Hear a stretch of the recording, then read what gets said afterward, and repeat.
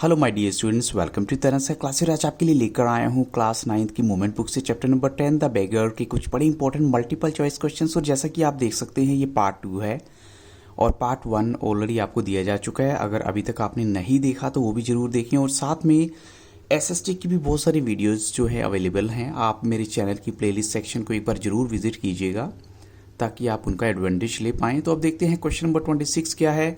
On which date of the month the beggar would come और could come to Sergei to chop the wood. अब Sergei ने बोला कि ठीक है तुम आ जाया करो, लेकिन महीने की किस तारीख को?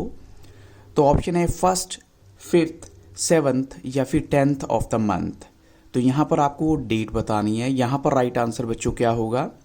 यहाँ पर करेक्ट आंसर है ऑप्शन ए, यानी फर्स्ट डेट को कहा गया कि तुम आ जाया करो और जो भी लकड़ियाँ होती हैं उनको कट कर दिया करो। अब चलते हैं क्वेश्चन नंबर 27 के लिए। Except for chopping wood, what other work was also found for the beggar? अब ठीक है, चलो माना कि लकड़ियों का काम जो है अगर हो चुका है कंप्लीट, तो अब उसके लिए और दूसरा काम कौन सा ढूंढा गया उस भिखारी के लिए? टू शॉवल स्नो, यानी स्नो को रिमूव करने का काम, या फिर to put the wood shed in order, या फिर वुड शेड को प्रॉपर ऑर्डर में सीक्वेंस में लगाना एक अच्छे से, और beat the dust out of rugs and mattresses, या फिर उसको जो कहा गया कि तुम मैट्रिसेस वगैरह साफ कर दो। तो या फिर कहेंगे कि सभी के सभी ऑप्शंस जो हैं यहाँ करेक्ट हैं, ऑल ऑफ दीज। तो बच्चों यहाँ पर बी राइट आंसर है option D, all of these. जैसा कि सभी के सभी काम उसके लिए ढूंढे गए 1 by 1, यानी चॉपिंग बोर्ड के अलावा ये काम भी उसने किए वहाँ पर और कुछ ना कुछ उसको अर्निंग हुई इससे। अब चलते हैं क्वेश्चन नंबर 28 के लिए। What amount was given to the beggar for doing other works each time, यानी अब उसको क्या पैसे दिए जाते थे जब भी जो है वो काम करता था? तो ऑप्शन आपके सामने हैं 10 to 20 कॉपेक्स, 20 to 30 कॉपेक्स, 30 to 40 कॉपेक्स, या फिर 20 to 40 कॉपेक्स। तो बच्चों यहाँ पर जो राइट आंसर है वो है 20 to 40 कॉपेक्स के बीच में जो भी अमाउंट उसको दिया जाता था, जो सूटेबल था वो दिया जाता था।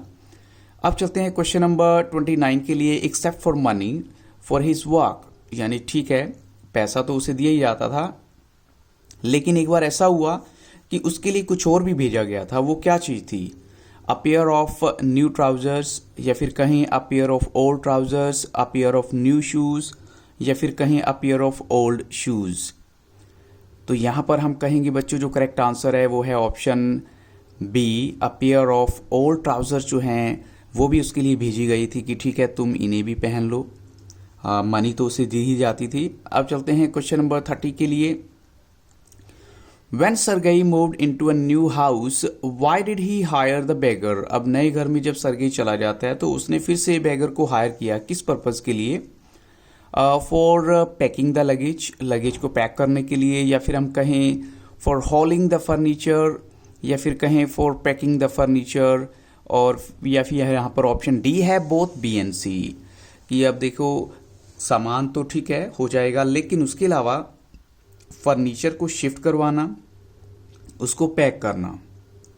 तो यहाँ पर डी ऑप्शन में दोनों ही आते हैं। तो what do you think the right answer will be? तो बच्चों यहाँ पर राइट आंसर है ऑप्शन डी, उसको जो है हॉलिंग द फर्नीचर और साथ में पैकिंग द फर्नीचर, दोनों काम के लिए उसको बुलाया गया था। तो option D is the correct answer here. अब चलते हैं क्वेश्चन 31 के लिए। Why did the beggar become embarrassed when he was following the wagons? अब जो है वैगन्स कौन सी होती हैं? जो गाड़ियाँ जिनमें इनफैक्ट घोड़ा गाड़ी आप कह सकते हो, जिसमें फर्नीचर को ट्रांसफ़र किया जा रहा था या ट्रांसपोर्ट किया जा रहा था सरगेई के घर से जो है नए घर की तरफ। तो उसको एम्बैरेसमेंट क्यों फील होती है, क्यों थोड़ा सा डिसअपॉइंटेड सा हो जाता है वो बेगर जो है? तो ऑप्शन है the carters jeered at him for his idleness, या फिर द कार्टर्स होते हैं जो उन घोड़ा गाड़ी को खींचने वाले जो लोग थे, उनको ड्राइवर कह सकते हैं आप, या उनको हैंडल करने वाले लोग। The carters jeered at him for his feebleness, feebleness क्या होता है? वीकनेस। या फिर the carters jeered at him for his fancy tattered overcoat, या फिर सारे ही ऑप्शन यहाँ पर भी करेक्ट हैं जिसकी वजह से उसको एम्बेरसमेंट होती है। तो बच्चों हम कहेंगे कि यहाँ पर भी सभी के सभी ऑप्शंस बिल्कुल करेक्ट हैं। उसका रीज़न क्या है कि ये कुछ ज़्यादा काम तो करता नहीं था और कमज़ोर भी था, इसमें जान नहीं थी इसकी बॉडी में, और इसकी जो ओवरकोट है वो भी थोड़ा सा फटा हुआ था और अजीब सा था। जिसकी वजह से वो कार्टर्स जो है इस पर हंस रहे थे और इसको एम्बेरसमेंट फील हो रही थी। तो option D is the right answer here. अब चलते हैं क्वेश्चन नंबर 32 के लिए। What was the money given to the beggar for doing this work? क्या पैसा दिया गया उसको इस packing and hauling of the furniture के लिए? तो ऑप्शन आपके सामने हैं, ए रूबल, या फिर कहें 20 to 30 कॉपेक्स, या 30 to 40 कॉपेक्स, या फिर 20 to 40 कॉपेक्स। तो उसको इस काम के लिए जो पैसा दिया गया था वो था बच्चों, यहाँ पर करेक्ट आंसर है ऑप्शन ए, उसे एक रूबल दिया गया था। तो यहाँ पर उसको थोड़ा सा हम कह सकते हैं ज़्यादा पैसे दिए गए, उनको लगा होगा सर्गेई को कि काम कुछ ज़्यादा है। अब चलते हैं क्वेश्चन 33 के लिए। Well Lushkoff, I can offer you some cleaner employment, can you? अब यहाँ पर जो है इस ब्लैंक को आपको फिल करना है कि जब सर्गेई ने उससे पूछा कि मैं तुम्हें जो है एक क्लीनर एम्प्लॉयमेंट देना चाहता हूँ, तो क्या तुम जानते हो या क्या जानते हो? डांस, या फिर लर्न, या फिर राइट, या फिर स्पीक क्लियरली। तो बच्चों यहाँ पर करेक्ट आंसर क्या होगा? यहाँ पर राइट आंसर है ऑप्शन सी, यानी कैन यू राइट। यहाँ पर आ जाता है कैन यू राइट, क्या तुम लिख सकते हो? तो ये काम जो है थोड़ा सा सर्गेई ने उसके लिए सोचा। क्वेश्चन 34 है, which instruction did Sergei give to Lushkoff? अब जब उसको नए काम पर भेजना था तो क्या इंस्ट्रक्शन उसको दी गई? तो यहाँ पर फर्स्ट ऑप्शन है, take this letter to a friend of mine tomorrow, कि ये लेटर जो है मेरे फ्रेंड के पास ले जाओ। फिर सेकंड ऑप्शन है, सम कॉपिंग वर्क, या फिर ये कहा गया कि तुम्हें कुछ कॉपिंग वर्क दिया जाएगा वहाँ पर, या फिर उसे बताया गया टू वर्क हार्ड, कि तुम्हें जो है काम बहुत मेहनत से करना है, या फिर सारी बातें इस बात को लेकर कही गई जो बिल्कुल सही हैं, यानी ऑल ऑफ दीज। तो बच्चों यहाँ पर राइट आंसर है option D, all of these. यहाँ पर ये सभी की सभी बातें बिल्कुल सही हैं जो कही गई थी सर्गेई के द्वारा लश्कोफ को। अब चलते हैं क्वेश्चन 35 के लिए। Sergei tapped Lushkoff kindly on the dash, यानी जब सर्गेई की मुलाकात होती है लश्कोफ के साथ, तो उसने उसके किस पार्ट पर जो है बॉडी के टैप किया था? उसकी साथ में उसको gave him his hand at parting, तो उससे थोड़ा अलग होने के लिए, या हम कहें कि जब उसको जो है नए काम के लिए भेजा। तो यहाँ पर आपके सामने जो ऑप्शंस आते हैं वो है बैक पर उसको टैप किया था, हैंड्स पर टैप किया, यानी उसको बोला कि ठीक है तुम्हें ऑल द बेस्ट और तुम्हें जो है अच्छा काम करना है, शोल्डर पे किया या फिर चेस्ट पर किया। तो बच्चों जो सर्गेई है उसने टैप किया था लश्कोफ को उसके शोल्डर पे, उसके जो है शोल्डर पे उसने टैप किया, और साथ में उसे ये भी कहा कि तुम्हें अब थोड़ा सा ध्यान रखना है अपना। अब चलते हैं बच्चों नेक्स्ट क्वेश्चन के लिए। After how much time did Sergei meet Lushkoff again at the theatre, यानी कितने वक्त के बाद सर्गेई की मुलाकात होती है लश्कोफ से उस थिएटर में? इन 1 ईयर, इन 2 ईयर्स, इन 3 ईयर्स, इन 4 ईयर्स।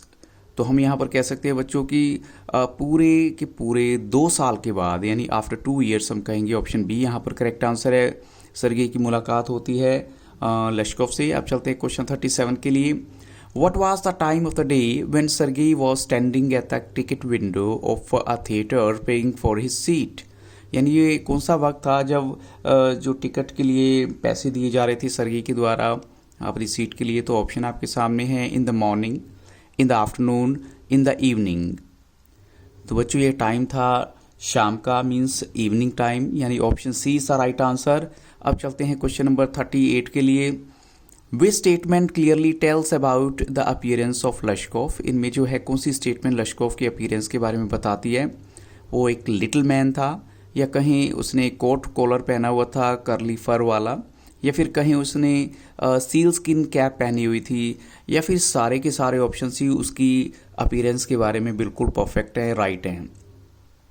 तो बच्चों हम कहेंगे कि सभी के सभी ऑप्शंस यहाँ करेक्ट है। वो एक लिटिल मैन था और एक उसने कोट कॉलर पहना हुआ था करली फर वाला, और सील स्किन पे कैप भी पहनी हुई थी। तो यहाँ पर option D is the right answer.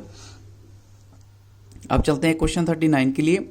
This little individual timidly asked the ticket seller for a seat in the dash and paid for it in dash coins. अब उसने जो है सीट कहाँ के लिए बोली और कितना पैसा पे किया, क्या पे किया उसको टिकट सेलर को?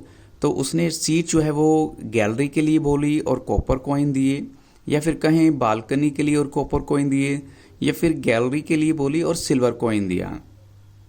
तो बच्चों यहाँ पर 3 ऑप्शन है और राइट आंसर आपको देना है। तो ये जो लिटिल इंडिविजुअल यहाँ पर लश्कोफ एक्चुअल में उसने जो टिकट सेलर को पैसे दिए थे वो सीट थी गैलरी की और कॉपर कॉइन था, यानी option A is the right answer यहाँ पर। अब चलते हैं क्वेश्चन नंबर 40 के लिए। What does Lushkoff tell about his job to Sergei? Lushkoff ने सर्गी को अपनी जॉब के बारे में क्या बताया कि वो एक लॉयर है अब, या फिर he is a businessman now, या फिर he is a notary now, और he is a doctor now. तो बच्चों यहाँ पर जो राइट आंसर है इन चार ऑप्शन में से एक है, बताइए क्या होना चाहिए। यहाँ करेक्ट आंसर है option C, that he is a notary now. अब उसने बोला कि मैं नोटरी बन चुका हूँ। क्वेश्चन 41 है, what was the salary that Lushkoff was getting for his work? अब लश्कोफ को क्या सैलरी वहाँ मिल रही थी? 30 रूबल्स अ मंथ, या 35 रूबल्स अ मंथ, या 40 रूबल्स अ मंथ?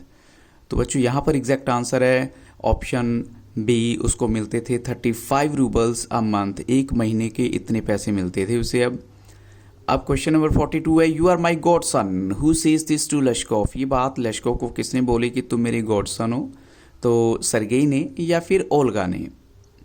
तो बच्चों यहाँ पर जो राइट आंसर है वो है सरगेई ने ऐसा बोला था लश्कोफ को कि तुम मेरी गॉड सन हो। अब चलते हैं क्वेश्चन 43 के लिए। Whom does Lashkov held responsible for his change of fortune?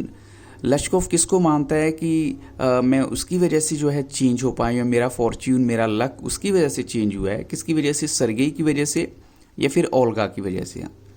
तो यहाँ पर क्या होता है, जब सरगेई अपने बारे में कहता है कि मैंने तुम्हें ऐसा किया, तुम्हारे लिए ये किया, तब लश्कोफ बताता है कि it's not because of you but because of Olga, मैं चेंज हो पाया हूँ, मेरा लक चेंज हुआ, मेरी सोच चेंज हो गई। तो बच्चों इन्हीं क्वेश्चंस के साथ इस वीडियो को यहाँ स्टॉप करूंगा। I hope so this questions will definitely help you lot. So thank you very much for watching Taran sir class. और अगर वीडियो अच्छा लगा हो तो लाइक शेयर और सब्सक्राइब करना मत भूलिएगा। Have very nice day.